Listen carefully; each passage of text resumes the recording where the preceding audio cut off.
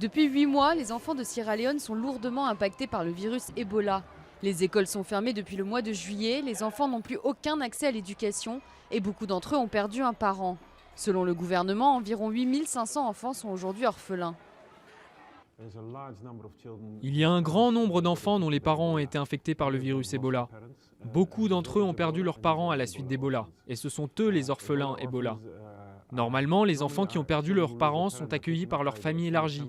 Mais comme vous pouvez l'imaginer, de nombreux membres de la communauté ont peur du virus Ebola, donc hésitent à prendre soin de ces enfants.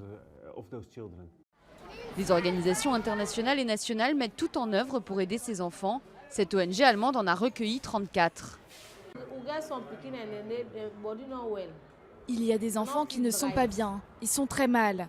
Je m'occupe d'un enfant appelé Mamie. Elle pleure beaucoup et quand vous lui donnez à manger, elle vomit. Un autre appelé Victor. Il a tout le temps de la température et quand il est nourri, il tousse jusqu'à ce qu'il s'étouffe. Cette petite fille s'appelle Fatima. Quand une voisine de son quartier est tombée malade, personne n'a cru que c'était Ebola. Seule elle et son grand frère ont survécu. À son arrivée au centre, elle était très faible et en deuil.